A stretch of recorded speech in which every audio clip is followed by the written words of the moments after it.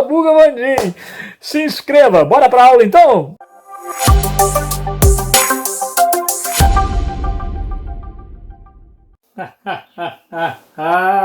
Muito bem, olha a gente aí na segunda parte, hein? A segunda parte do nosso estudo sobre o Brasil colônia. Vamos começar então pelo começo. Aquilo que tornou possível a tal colonização, né? Vamos falar hoje das capitanias hereditárias. Pois é, no tempo do vovô e da vovó, hein? O tempo em que vovô e vovó estudavam, as pessoas tinham que decorar o nome das capitanias hereditárias, o donatário de cada uma delas. Por isso que tem algumas gozações aí, né? Que fala, pô, aquelas provas de história, até hoje os meninos têm que decorar a capitania hereditária. A gente tem que dizer para o sujeito, olha, não, ninguém mais tem que decorar a capitania hereditária. Mesmo porque não há consenso mais em relação sequer ao número das capitanias hereditárias. Você vai encontrar livros falando em 12 capitanias hereditárias, 13 capitanias hereditárias, 14 ou até 15 capitanias hereditárias. Não há consenso sequer em relação à localização dessas capitanias hereditárias. Acredita nisso? Há tantos mapas quanto são pesquisadores a respeito do tema. É confuso. Então o foco não tem que ser esse. O foco não vai ser o nome de capitania hereditária, nem quantos metros quadrados ela tinha, não é isso. Mas compreender esse projeto, qual o lugar dele na colonização portuguesa. Isso é importante a gente saber, porque a colonização efetiva do Brasil começa através das capitanias hereditárias. Então vem comigo, bora lá, hein? Ó, vamos começar. O contexto, ele já lhe é familiar. Lembra que quando os portugueses chegaram ao Brasil, não deram muita bola para o que havia aqui, porque decepcionaram. Não encontraram aqui o Eldorado, o Sabarabuçu, a areia da praia não era ouro em pó. E eles tinham coisa mais lucrativa para fazer, que era o comércio com as Índias, o Oriente, né? Comércio até com a China, comércio muito lucrativo, mas também muito problemático dada a distância. E também muito focado em especiarias. E especiaria é especial enquanto é rara. Quando ela começa a frequentar o cotidiano, deixa de ser especial e vira alguma coisa qualquer. Então, o comércio com as Índias vai desgastando-se. Ao mesmo tempo, começa a acontecer o quê? Estrangeiros descobrem o Brasil, suas belezas e suas riquezas. Hein? As belezas do Brasil. Ah! Vandim, sabugos feio. Então, os estrangeiros, ao descobrirem as belezas do Brasil, começam a quê? Tirar aquela lasquinha, né? Então, olha, piratas, corsários, aventureiros de toda ordem começam a frequentar o nosso litoral. Ou seja, Portugal vai juntar o útil ao agradável. Portugal já não pode mais sustentar o comércio com as Índias, ele vai perdendo o fôlego, ao mesmo tempo precisa defender o seu território. Defender significa povoar, produzir. Então, é nesse contexto que brilha a ideia das capitanias hereditárias. Vandim, que foram essas tais capitanias hereditárias? Capitania é uma faixa de terra. Como eu te disse, muitos historiadores falam aí em 15 lotes. 15 lotes que foram distribuídos a 12 donos. Quer dizer que teve dono que pegou mais de um lote. Teve dono que nunca veio. Pegou o lote, mas nunca veio. Então, são faixas de terra que você ou devolvia para a coroa ou passava para os seus descendentes. Você não podia vender. Por isso, hereditária. Entendi agora. Então, essas foram as capitanias hereditárias. Mas de onde veio essa ideia? Bom, não era inédito no colonialismo português. Portugal já tinha experimentado o sistema das capitanias hereditárias na África e em ilhas do Atlântico. E lá tinha provado o sistema que dava certo. Qual que era a intenção, Vandim, por trás desse negócio? Bom, a intenção de Portugal a intenção de Portugal era transferir o ônus da colonização para particulares. Entende?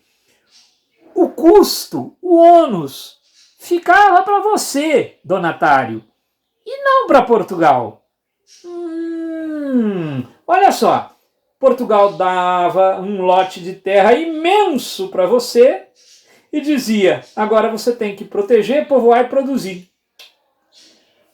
Como já dizia a minha avó e aquele velho deitado, quando a esmola é demais, o santo desconfia, não é? Talvez por isso a grande nobreza não topou o desafio. Quem topou ser donatário e colocar dinheiro num projeto desse, suor e sangue num projeto desse, foram pequena nobreza e alguns comerciantes mais fiéis ao rei.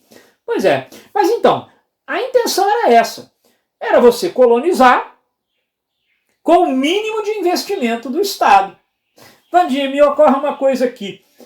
O Brasil mesmo está nascendo aí, né? Assim, a empreitada colonizadora portuguesa, ela está nascendo privatizada. Eita! Não, deixa de ser, faz sentido. Não é privatizado, você está colocando nas mãos de particulares o empreendimento. Entendo o que você quer dizer. Então, a intenção era essa, ok? Portugal adotava uma política muito conservadora, mínimo de investimento, desejando o máximo de lucro.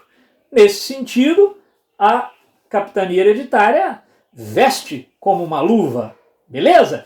E olha lá, quais eram os instrumentos jurídicos, os documentos que regulavam a relação do Estado com o donatário?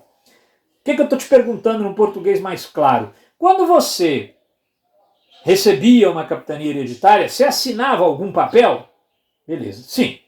Olha, basicamente temos que nos concentrar em dois documentos. As cartas de doação, que eram uma espécie de escritura da terra, com os limites geográficos, mostrava o tamanho do lote que você ia receber, né? Alguns lotes tinham aí 260 quilômetros de frente. A distância entre Ubá e Belo Horizonte. De frente. Não estou falando de fundos, né? Muito bem. E a carta de doação dizia, bom, começa naquele rio, tantas léguas, assim e tal, maravilha.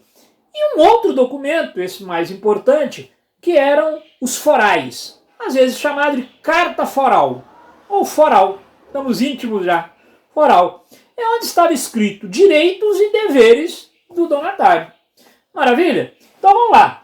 Que tipo de direito um donatário tinha? Por exemplo, se você recebia do rei uma capitania hereditária, você podia dividi-la em lotes menores, mais ou menos 6.500 metros quadrados cada um, e arrendar esses lotes para algumas pessoas, chamados de sesmeiros, porque esse lote era chamado de sesmaria. Então você não precisava estar sozinho nessa. Você podia, por exemplo, pegar uma capitania hereditária e dividi-la em várias sesmarias. Assim como o rei sabuga você, você sabuga os seus sesmeiros. Um sabuga o outro, né, Vandinho? É, exatamente. E aí, você podia explorar os recursos naturais, você podia cobrar impostos dos seus sesmeiros, cobrar impostos até de quem pescasse no litoral, até tantas léguas do litoral, de frente para a sua capitania. Você podia escravizar índio, decretar pena de morte lá no seu território, nomear funcionários. Você vai ser o cara que vai fazer as leis, claro, que protejam os seus interesses. Então é muito poder concedido a um donatário. Bom, como eu disse, não é? Se é demais a esmola, o santo já fica meio desconfiado. Se eram tantos direitos assim, imagino que os deveres eram pesados. Sim, eram pesados. E eles se resumem nos 3 P's: povoar, proteger, produzir. Para povoar, proteger e produzir, você vai ter que, por exemplo, fundar vilas, trazer gente de fora. É aquela fase em que o donatário vai a Portugal e consegue licença para trazer para cá o máximo de pessoas que ele puder. Seja assassinos, em troca da pena. Muitas vezes a autoridade autorizava o donatário a trazer um navio carregado de estupradores, assassinos e presos em geral. mulheres prostituídas, a prostituição foi transformada em crime lá em Portugal, para que as prostitutas pudessem ser exiladas no Brasil. Então, povoar. Proteger significava o quê? Combater estrangeiros, mas combater a resistência dos nativos.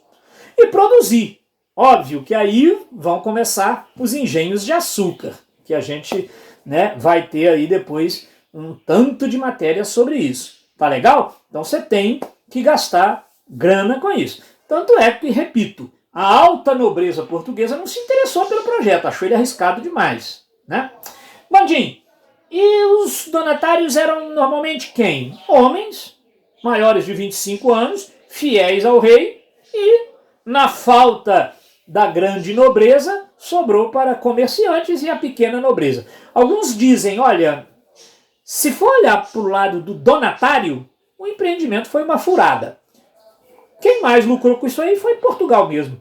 Alguns donatários enterraram verdadeiras fortunas aqui, foram à falência e não conseguiram, portanto, grandes resultados. Mas para Portugal era uma boa, né? Povoava, protegia e produzia às custas do donatário. Era uma jogada de mestre, né? Muito bem. E o sesmeiro?